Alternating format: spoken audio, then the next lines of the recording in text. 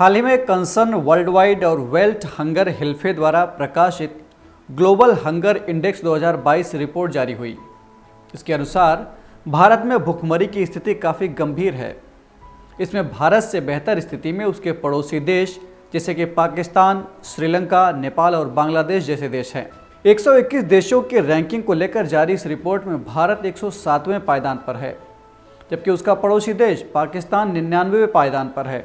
इस सूची में दक्षिण एशिया का सबसे बेहतर स्थिति में देश श्रीलंका है। इस इंडेक्स के जारी होने के बाद विपक्षी पार्टियां भी सरकार की खूब खिंचाई कर रही हैं। इस पूरे मामले को हम विस्तार से समझेंगे, लेकिन इसके पहले आपको ये बता देते हैं कि इस वीडियो में हम क्या क्या डिस्कस करने वाले हैं।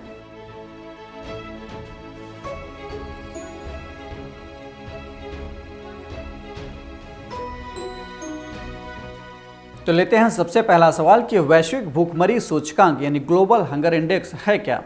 ग्लोबल हंगर इंडेक्स यानी जीएचआई वैश्विक, क्षेत्रीय और राष्ट्रीय स्तर पर भूख को व्यापक रूप से मापने और उन पर नज़र रखने यानी ट्रैक करने का एक जरिया है।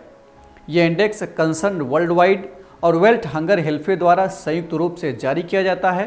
पहली बार यह साल 2006 में जारी किया गया था। इसकी गणना 4 संकेतकों के आधार पर की जाती है। पहला है अल्पपोषण, दूसरा चाइल्ड वेस्टिंग, तीसरा चाइल्ड स्टंटिंग और चौथा बाल मृत्यु दर। अल्पपोषण वाले कैटेगरी के तहत अपर्याप्त कैलोरी सेवन वाली जनसंख्या को अंदाजा लगाया जाता है। चाइल्ड वेस्टिंग में 5 साल से कम उम्र के बच्चों का हिस्सा आंका जाता है जिनका वजन उनकी ऊंचाई के हिसाब से कम होता है।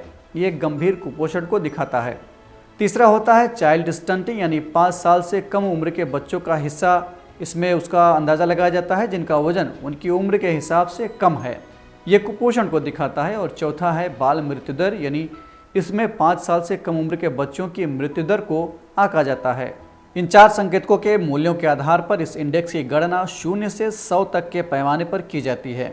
इसमें 0 सबसे अच्छा संभव स्कोर है, जबकि 100 को सबसे खराब माना जाता है। अगला सवाल ले लेते हैं कि भूखमरी में वैश्विक हालात क्या हैं इस इंडेक्स के मुताबिक। बेलारूस इस इंडेक्स में शीर्ष स्थान पर है, जबकि यमन सबसे निचले पायदान पर। कुल वैश्विक हालात की बात करें तो हालिया सालों में ये स्थिर रही है, यानी भूखमरी की हालत में ज़्यादा वृद्धि नहीं हुई है। साल 2022 की रिपोर्ट में पूरी दुनिया के मामले में भूख की स्थिति को मध्य श्रेणी में रखा गया है। साल 2014 में जहां दुनिया का कुल स्कोर 19.1 था, वो 2022 में घटकर 18.2 हुआ है। इस रिपोर्ट में कुल 44 देश ऐसे हैं जिनकी स्थिति बेहद ही खतरनाक स्तर पर है, जिनमें भारत भी शामिल है। इसके अलावा कुल ऐसे 17 शीर्ष देश हैं जिनका स्कोर 5 से भी कम है। इन देशों में चीन, तुर्की, कुवैत, बेलारूस, उरुग्वे और चिली जैसे देश शामिल हैं, यानी ये बेहतर देशों की कैटेगरी में हैं। वहीं मुस्लिम बहुल देशों की स्थिति की बात करें तो यूएई 18वें, उज़्बेकिस्तान 21वें, कजाकिस्तान 24वें, ट्यूनीशिया 26वें, ईरान 29वें और सऊदी अरब 30वें स्थान पर है। अगला सवाल के इंडेक्स के मुताबिक भारत की स्थिति कैसी है। 121 देशों की रैंकिंग को लेकर जारी इस रिपोर्ट में भारत 107वें पायदान पर है। जीएचआई के कुल स्कोर में भारत की स्थिति और ख़राब हुई है। साल 2014 में जहां ये स्कोर 28.2 था, वहीं 2022 में ये 29.1 हो गया, जो कि बेहद ही गंभीर श्रेणी में आता है। जीएचआई जिन 4 पैमानों पर मापा जाता है उसमें से एक बच्चों में गंभीर कुपोषण की स्थिति के मामले में भारत में इस बार ये 19.3% पाया गया है। ये दुनिया के किसी भी देश में सबसे अधिक है और भारत की बड़ी आबादी के कारण ये इस क्षेत्र के औसत को बढ़ाता है। भारत में अल्पपोषण की व्यापकता 2018 से 2020 में 14.6% से बढ़कर 2019 से 2021 में 16.3 हो गई है। हालांकि इस इंडेक्स में भारत के लिए अच्छी भी खबर है।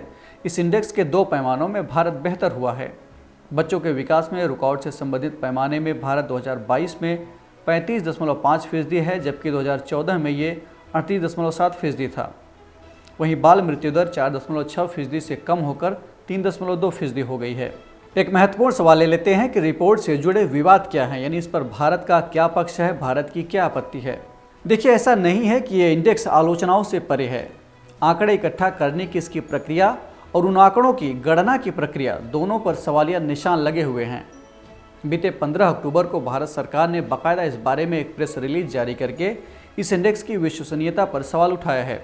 सरकार का कहना है कि ये सूचकांक भूखमरी मापने का एक गलत पैमाना है और इसमें कई गंभीर पद्धतिपरक कमियां हैं। ऐसा लगता है कि गलत सूचना फैलाना ही हर साल जारी किए जाने वाले वैश्विक भूखमरी सूचकांक का मकसद बन गया है।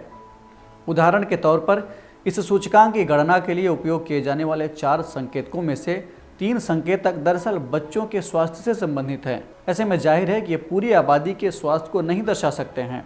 अल्पपोषित आबादी के अनुपात, जिसे कि POU कहते हैं, इसका चौथा और सबसे महत्वपूर्ण संकेतक अनुमान दरअसल सिर्फ 3000 प्रतिभागियों के बहुत छोटे नमूनों पर किए गए एक ओपिनियन पोल पर आधारित है। इतनी बड़ी आबादी में सिर्फ 3000 लोगों की राय जानना ये कहीं से भी जस्टिफाइड नहीं लगता है। इस रिपोर्ट में कोविड महामारी के दौरान देश की आबादी के लिए खाद्य सुरक्षा सुनिश्चित करने के लिए सरकार द्वारा किए गए प्रयासों, जैसे कि प्रधानमंत्री गरीब कल्याण अन्न योजना आदि को इसमें जानबूझकर नज़रअंदाज किया गया है। एक अंतिम सवाल ले लेते हैं कि भूखमरी जैसी समस्या से निपटने के लिए सरकार ने कौन कौन से कदम उठा रखे हैं, यानी किस तरह के उपाय सरकार द्वारा किए गए हैं। हंगर की समस्या से निपटने के लिए सरकार द्वारा कई तरह के पहल किए गए हैं, जिनमें ईट राइट इंडिया मूवमेंट, पोषण अभियान, प्रधानमंत्री मातृ वंदना योजना, फूड फोर्टिफिकेशन और राष्ट्रीय खाद्य सुरक्षा अधिनियम 2013 आदि शामिल हैं। इसके अलावा मिशन इंद्रधनुष, एकीकृत बाल विकास सेवा योजना यानी ICDS स्कीम और प्रधानमंत्री गरीब कल्याण अन्न योजना जैसे कदम भी उठाए गए हैं। वैश्विक भूखमरी सूचकांक तैयार करने में हो सकता है खामियां हो या ना हो, ये हमें नहीं मालूम, लेकिन फिर भी अगर हम नई GHI रैंकिंग को एक सकारात्मक नज़रिए से देखें तो इसके बहाने हमें अपनी नीतिगत प्राथमिकता और हस्तक्षेपों पर विचार करने के लिए प्रेरित होना चाहिए। तो ये थी बात ग्लोबल हंगर इंडेक्स की, और अब बारी है आज के सवाल की। आपको कमेंट करके बताना है कि आपके नज़र में भूखमरी की समस्या से निपटने के लिए बेहतर उपाय क्या क्या हो सकते हैं। इस एपिसोड में इतना ही। हम फिर मिलेंगे एक नए कार्यक्रम के साथ। तब तक के लिए पढ़ते रहिए और बढ़ते रहिए। नमस्कार।